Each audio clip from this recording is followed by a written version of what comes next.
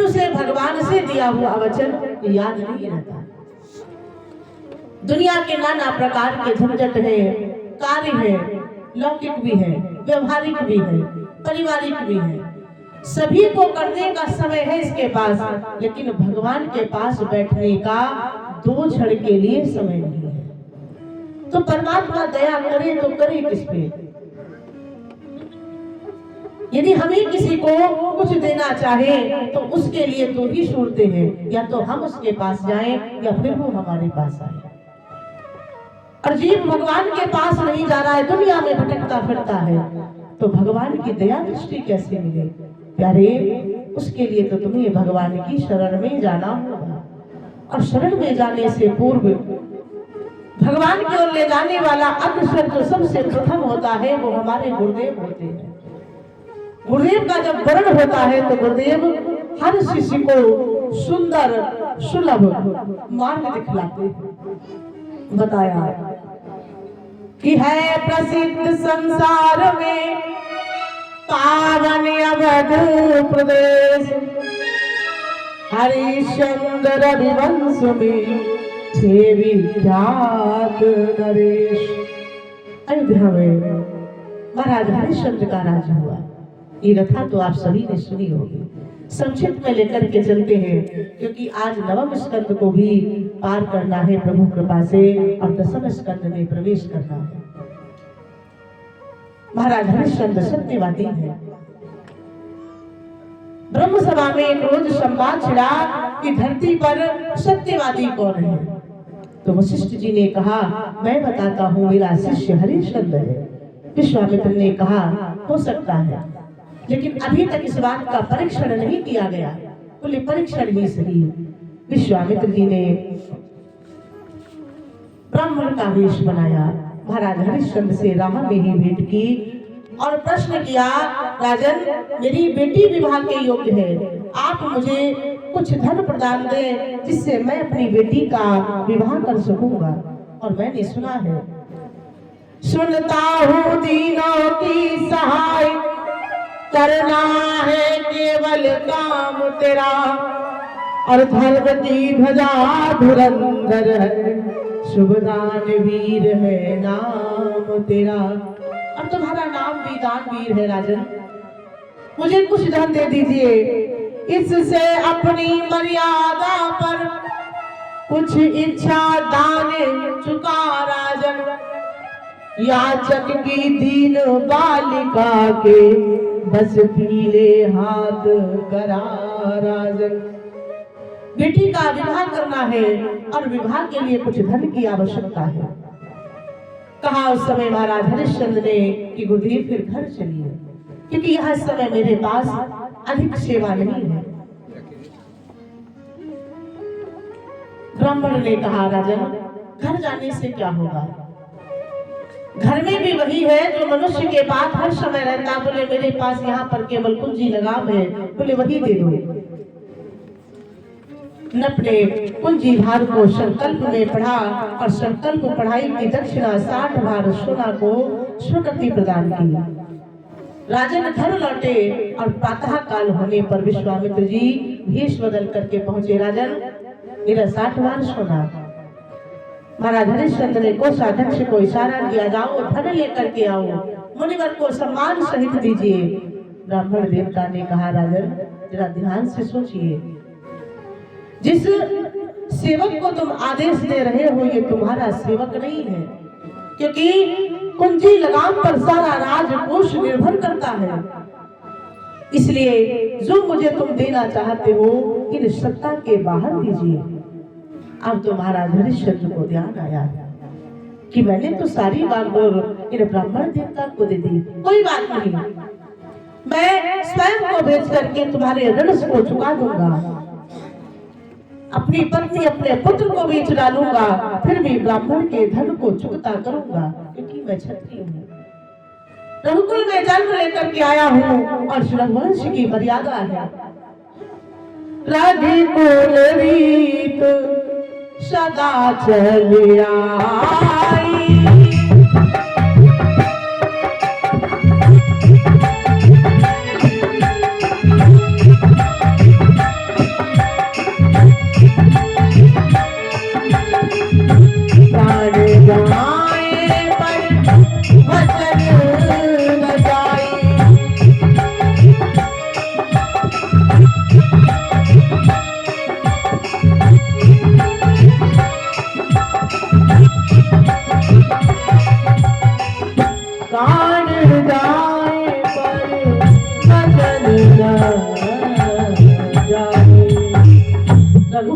मर्यादा है, भले प्राण चले जाए, और मुख से जो वचन दे दिया गया है उसे कभी भी वापस नहीं लौटाया जा सकता। विश्वामित्र जी ने कहा, ठीक है तो ठीक रहे, अपने को बेच करके तुम मेरे धन को दे सकते हो, लेकिन राजन विचार करो, क्या तुम्हारी पत्नी और पुत्र स्वाद के लिए तैयार है? जाओ जाकर के पहले अनुमति लेकर के आओ। हरिश्चंद्र जी ने कहा, सुनो मुनिवर, मुझे अपने परिवार पर, अपनी पत्नी पर, अपने पुत्र पर गर्व है। मिट जाऊंगा अधिकारों से कि सब यही त्याग दूंगा, पर सत्य स्वधर्म निभाऊंगा। मिट जाऊंगा चाहे रण में, पर ऋणनाथ का चुकाऊंगा। अपने आप को भी समाप्त करके मैं तुम्हारे 60 बार सोना के धन को अवश्य पूर्ण करूंगा। फिर भी आप कहते हो मैं अपनी पत्नी और पुत्र से पूछ करके आऊं। तुम्हारा हरिश्चंद्र देवी तारा के पास पहुंचे। देवी तारा ने जैसे ही पति को आते हुए देखा, पतिव्रता नारी है, सुंदर आरती की थाली को उठाया, चाहा अपने पति की आरती करूं। महाराज हरिश्चंद्र ने कहा, ठहरो देवी, अब इस पर हमारा अधिकार नहीं रहा। कारण महाराज हरिश्चंद्र ने सारी बात को बताया। देवी तारा ने कहा, धन्य है मेरा भाग्य जो मुझे ऐसा पति प्राप्त हुआ, जिसने अपने लिए नहीं, अपने पुत्र के लिए नहीं, अपितु एक ब्राह्मण देवता के लिए सोचा।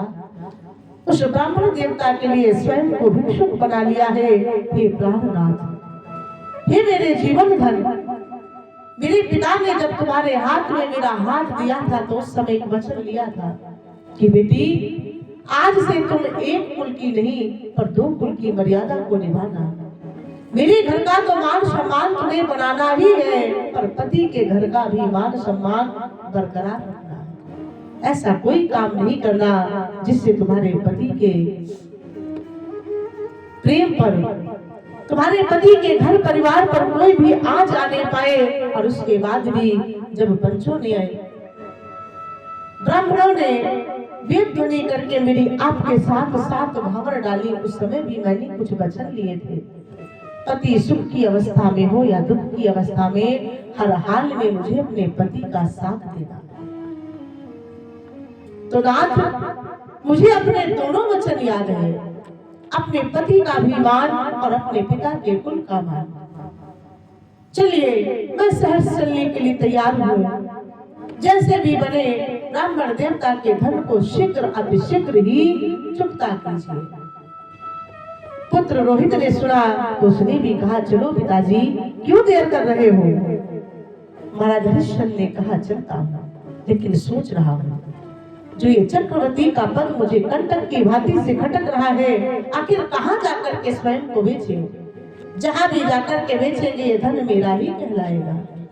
देवी तारा ने कहा, सुनिए प्रभु, कि रानी बोली, प्राण धन प्राण जीवन प्राणेश, हर उलझन की राह भी रचते हैं करुणेश। भगवान जब एक द्वार बंद करता है तो दूसरे द्वार को खोलता है। चलिए, जो काशी नगरी है भगवान शंकर के त्रिशूल के ऊपर है, वहीं चल करके हम सभी के दुख का निवारण होगा। उस काशी धाम की धरिए हृदय पति राह, हम दुखियों का है वही अब होगा निर्वाण। तीनों प्राणी और उन ब्राह्मण देवता के साथ काशी नगरी आए। गंगा जल में स्नान किया, प्रार्थना की देवाधिदेव महादेव से, ही प्रभु हम आपकी शरण हैं, अब कोई उपाय कीजिए। सुबह से संध्या हो गई, कोई नहीं आया। संध्या के समय महाराज हरिश्चंद्र ने स्वयं को देखना चाहा तो देवी तारा ने कहा, सुनो प्राणधन, यदि आपने स्वयं को पहले देख दिया तो फिर मुझ पर कोई अधिकार नहीं होगा। यदि पहले देखते हैं तो फिर ये धन ब्राह्मण देवता को देना पड़ेगा। अब तो रानी और पुत्र को ब्राह्मण देवता के हाथ भेजा और स्वयं मरघट का ही संभाल रही। भगवान की लीला बड़ी विलक्षण होती है बंधुओं। आज विपदा पर विपदा है। देवी तारा ब्राह्मण के घर में कार्य करती है, लेकिन पुत्र रोहित को एक ही काम दिया गया, फूल लाने का। और पुष्प लेने के लिए रोहित चले तो महाराज सर्प बनकर के मुनिवर ने रोहित के पैरों में काट लिया। दुखिया को जब खबर मिली मेरा लाल अब इस दुनिया में नहीं है, तो ब्राह्मण से थोड़ा सा धन मांगा और उस ब्राह्मण ने भी धन नहीं दिया। आज देवी तारा रोती हुई चली कहां जहां पुत्र लेटा है। संवाद सुना खाई पछाड़ पर भय से रोने भी न सकी।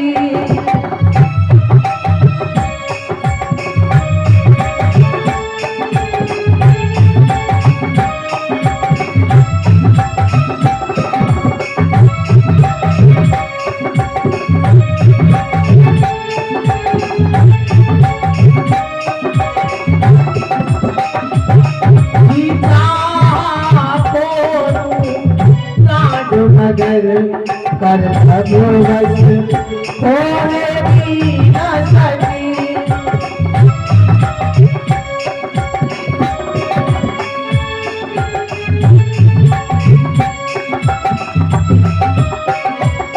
गाड़ी में लाश लपेट चली पर घट कर चिता बनाती है।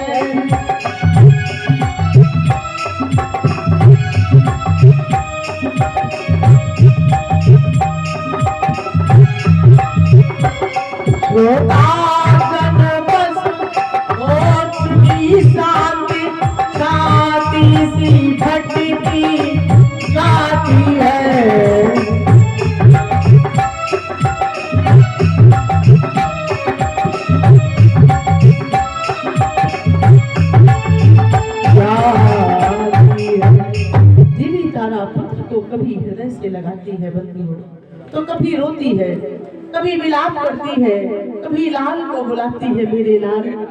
एक बार तो मुख से माँ कह करके पुकार, एक बार तो अपनी माता से माँ कहते बोल मेरे लाल, तेरे बिना मेरे जीवन का कोई अस्तित्व नहीं है। इस विपदा की घड़ी में तेरे पिता का साथ तो पहले ही छूट गया, अब मात्र एक तू सहारा है। यदि तू भी मुझको रोता हुआ छोड़ गया मेरे लाल, तो ये माँ किसके सहारे अपने जीवन को यापन करेगी। पुत्र को गोदी में लिया, चल करके पहुंची शमशान घाट पर। पुत्र को लेटा रही है, कभी एक एक लकड़ी को बीनती है, चिता बनाती है स्वयं के हाथों से।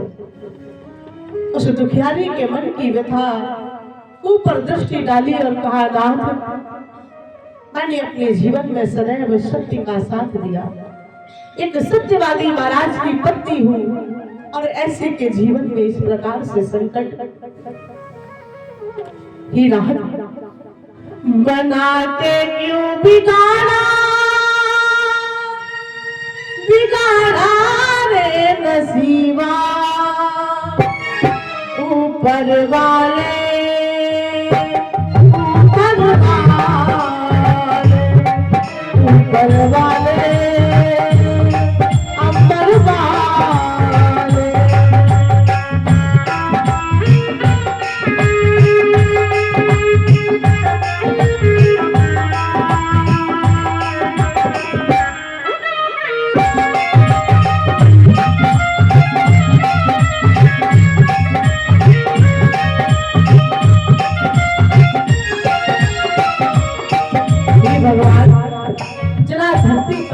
के तो देखो मानव के जीवन में किस प्रकार से संकट आते हैं कि हरि इस जगत में आकर के को और देखो ऐसे ऐसे दुख होते हैं जिनसे हृदय विदीर्ण हो जाता है, हृदय छलनी हो जाता है, हृदय कंपित होता है। प्रभु बना के क्यों बिगाड़ा,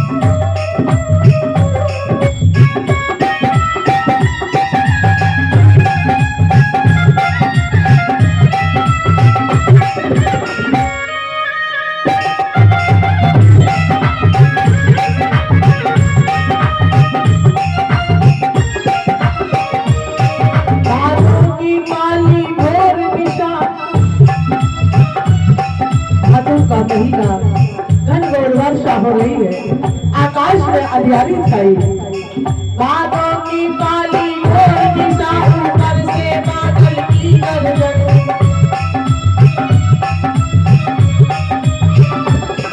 बिजली की चकाचौंध होना, हर बस वज्रों की सी गर्जन।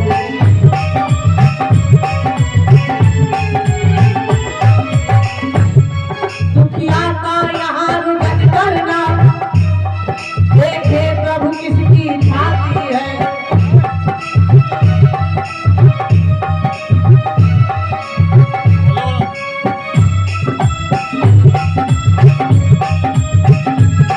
क्या चक्रण इसमें समझ रखो, ये दुखिया की ही छाती है।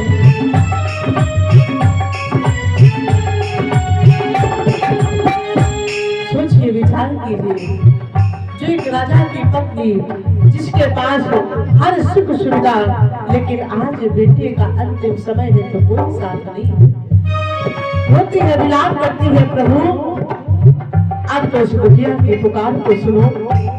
छाती से लाल लगाती है, गोदी में कभी लगाती है,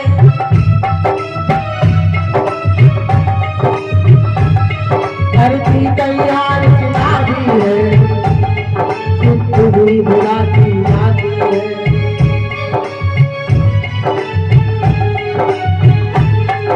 लाल, अब कुछ कर सकते हो तो मेरे लाल को जीवित कर दो, क्योंकि बिना पुत्र के अब मुझे कुछ दिखाई नहीं दे रहा है। बना के क्यों बिगाड़ा,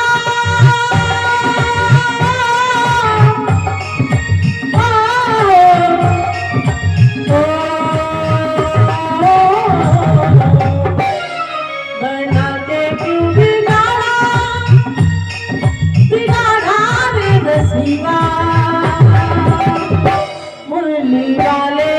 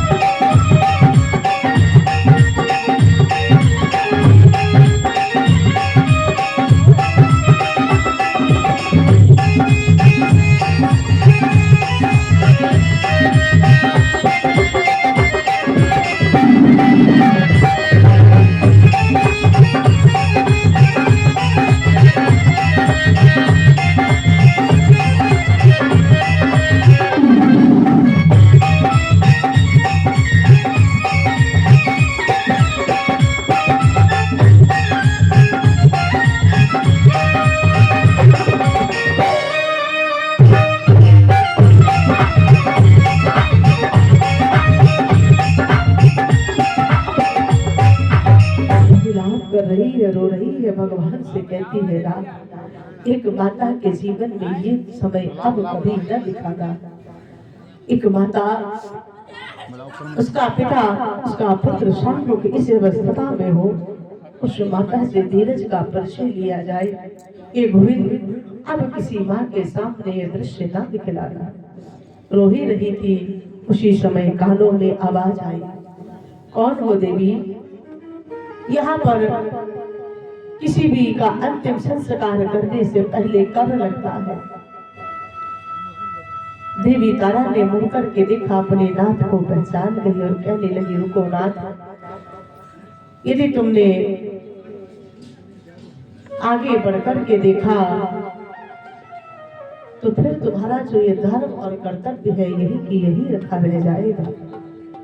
मत देखो ओ धर्मावतार, इस ओर अदेह गिरानी है, ये हरिश्चंद्र की रानी है, ये रविवंश की निशानी है। मेरे प्रभु, ये तुम्हारा ही पुत्र है और मैं तुम्हारी पत्नी हूँ तारा। मांगो कर इधर न आंखें कर, मत देखो मेरी ओर, कर लो आंखें पहले पत्थर, कुछ सोच समझ कर कहो नाथ, क्या रखा है दुखियारी पर, मैं कहां से लाऊंगी कर, मेरे पास अपने लिए कुछ नहीं है। हरिश्चंद्र ने कहा, जानता हूं देवी, इस समय तुम्हारे ऊपर कोई जोर नहीं है, मत दो पैसा, अपने तन पर पहनी हुई आदि साड़ी को फाड़ करके ही मुझे कर दो। धर्म से धर्म पर बधी रानी जो ही अपनी साड़ी पर कर ढाला फाड़ना, तो वहां का दृश्य ही बदल गया। मरघट का पलटा पटल गया, वो भूमि न थी, वो रात न थी, रोहित कुमार मुर्दार न था, भूतों की वहां जाबान न थी। वो ब्राह्मण ऋषि का जयकारे आज लगाते हैं, चांडाल वेशधारी यमपति धर्म के रूप दिखलाते हैं। बदल गया क्षण मात्र में भूप दशा का रूप, और छाया छाया में मिली मिली रूप में। भगवान हरि के चरणों में तीनों गिरे, प्रणाम किया। तत्पश्चात भगवान ने आशीर्वाद दिया। विनय प्रेम भर भूप ने करके तिलक विधान, चढ़े विमान से प्यास सहित सुरपुर किया पयान। अपने पुत्र को राज दिया, स्वयं भगवान के राम को प्रस्थान कर गए। बोले भक्त वत्सल भगवान की।